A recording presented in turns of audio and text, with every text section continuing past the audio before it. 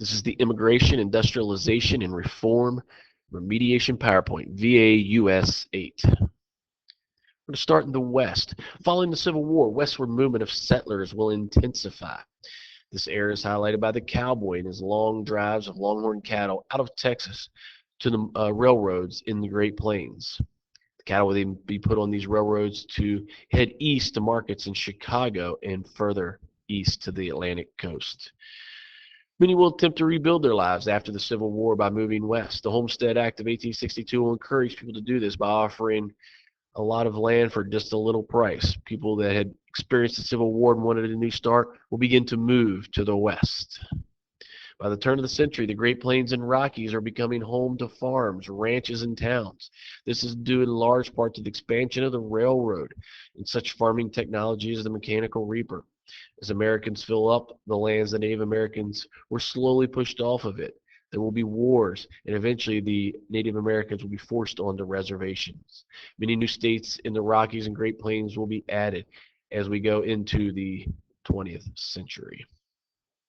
At the bottom, you can see a picture of Promontory Point, Utah, where the Transcontinental Railroad will connect.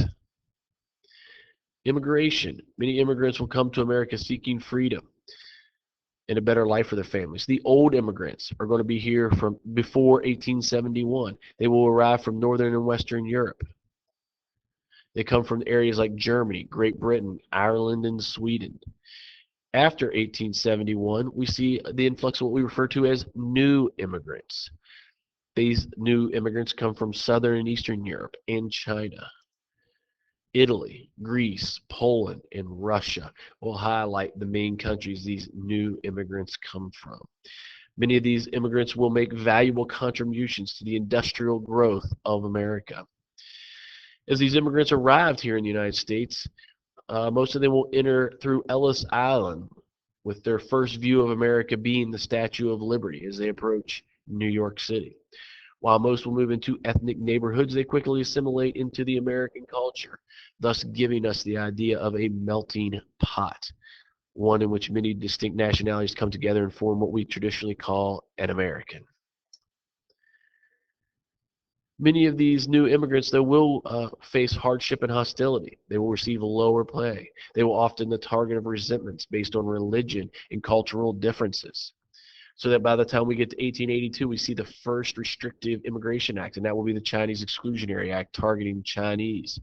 By 1921, we will slow immigration down to a small trickle coming into the United States, as one can see in the political cartoon on the right. Many people in the funnel trying to get into the United States, but very few arriving in America. As the nation's industrial growth continues, cities such as Chicago, Detroit, Cleveland, Pittsburgh, and New York will begin to rapidly grow, becoming industrial centers and transportation centers. This will lead to housing shortages and the need for public services such as sewage and water in these large cities. African Americans will face much discrimination during this time period. After Reconstruction, Jim Crow laws will be passed, forcing the segregation of races in public places. To further this segregation in the South, we will see African Americans face intimidation and sometimes lynching that will be directed at them.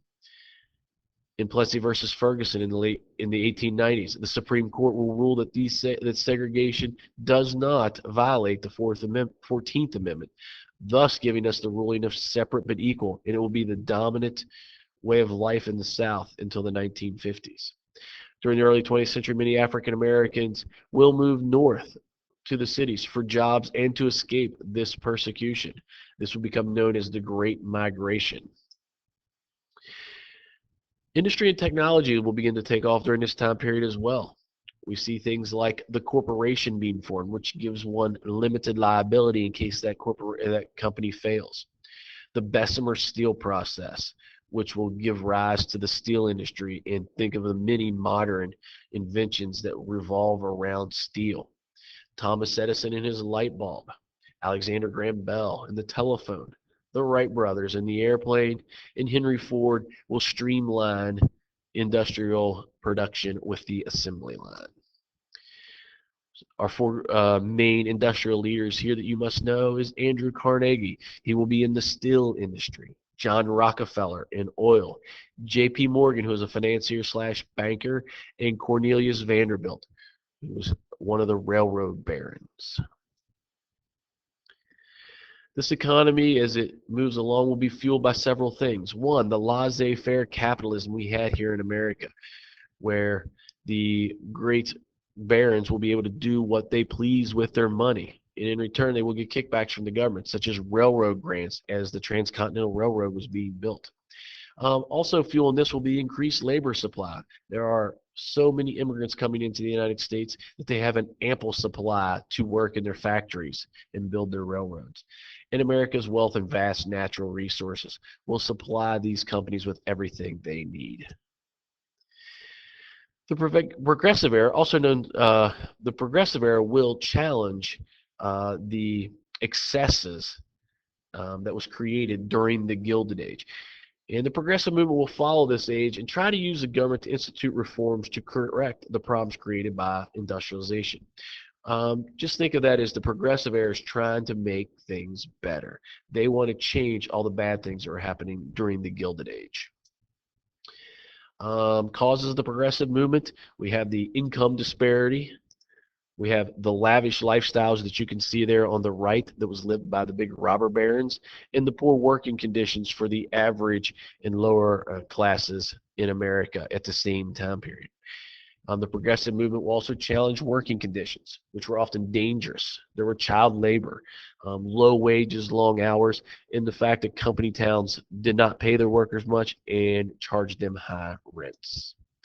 The goals of the progressive movement should be that the government will be controlled by the people, not these big businesses.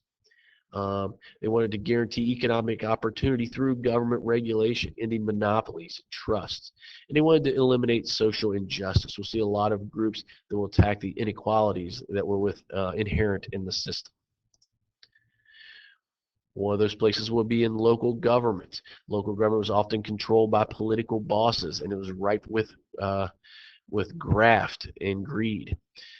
The commissioner style and city manager style will come out of this and will try to meet the actual needs of the people and not rob them blind.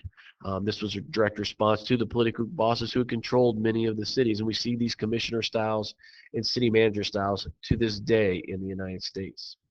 At the state government level, they will try to take the power away from these robber barons and the wealthy through things such as referendum, where an issue is put on the ballot for the people to make a yes or no vote, or an initiative where a citizen can propose a law and then get it placed on the ballot in which you will be able to vote yes or no. And lastly, the recall, which actually removes an elected official from office. All three of these allowed the citizens to become more involved in the political process and to take power away from the robber barons and the political bosses that controlled them in the late 1800s. Elections will change slightly as well, trying to become more democratic. We'll see the rise of primaries. Before this point, the state legislatures and the political bosses would decide who was running for government. Now that we have primaries, we the citizens get to decide who is running for political office. We see the direct election of U.S. senators. Before the 17th Amendment, the state legislatures chose, and as you can see from the political cartoon at the right, the legislatures were controlled by the trust, the steel beam trust, the copper trust, the railroad trust. And since they controlled the state legislatures, they therefore controlled the U.S. Senate. With the 17th Amendment, we took that power away from these robber barons and hopefully put it into the hands of the American people. In addition, we now get the secret ballot. Since these robber barons had created these giant monopolies and trusts, the federal government is going to try to attack them as well through antitrust laws. The first being the Sherman Antitrust Act, which was to prevent any business structure that restrained trade, i.e. monopolies. You can see the David versus Goliath down here. The little David on the right is Teddy Roosevelt, who will become known as the Trust Buster, and he will go after the mighty trust, as you can see on the left. And from this political cartoon, you can tell that it was an uphill battle as he attacked these robber barons who were very, very wealthy. Later on, as we get into the 1900s, we get the Clayton Antitrust Act, which will expand on the Sherman Antitrust Act and will begin to outlaw price fixing, and it will exempt unions from this antitrust laws. Once again, the progressives are trying to make life better. And one of those ways you can see is for women's suffrage, the idea that women should have the right to vote. Strong leadership from Susan B. Anthony. They begin to encourage women to enter the workforce during World War I, and if they can work in these tough jobs, they should be able to vote. And they finally get that right with the 19th Amendment.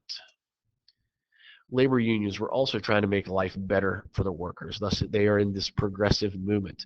One of those groups, one of those labor unions, will be the Knights of Labor, who accepted both skilled and unskilled workers.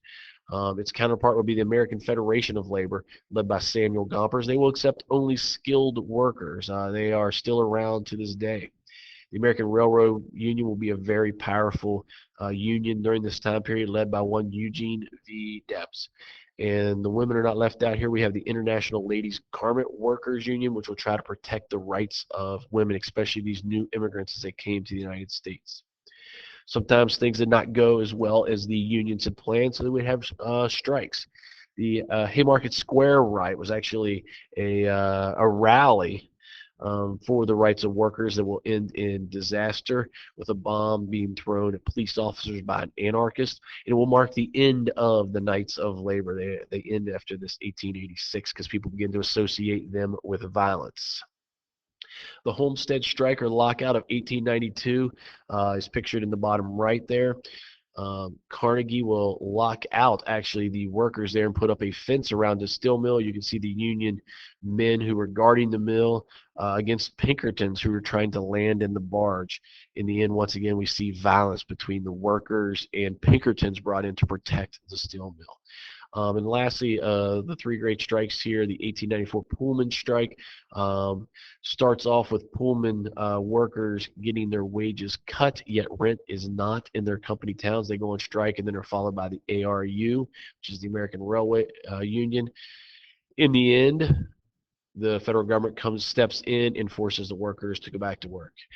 With the strikes, you often see the federal government siding with the big business and not the workers. Despite all this, there will be gains in labor. We begin to see limited working hours. We begin to see regulated working conditions. I think the Triangle Shirtwaist Factory fire, after that fire that tragically killed many women, we begin to see safety measures that must be implemented in buildings. We also see an end to child labor. As you see from the picture on the bottom right there, it was very dangerous, and these young children are working. By the 19-teens, we see the end of this child labor. African Americans will have a response too during this progressive movement trying to make life better. One of those people will be Ida B. Wells. She will lead an anti-lynching crusade to stop lynchings in the South. Booker T. Washington, another African American, who will preach equality through vocational education. He accepted the social separation, but he wanted them to fight to end it, but slowly and through the vocational education process. A contemporary of his is W.E.B. Du Bois, who will flat out say education is meaningless without equality. Equality must happen now. So Booker T and W.E.B. Du Bois are trying to achieve the same end, but they do it through different methods. And they will definitely be the precursors here to the civil rights movement that will occur in the 1950s and 60s. Du Bois also will help found the NAACP.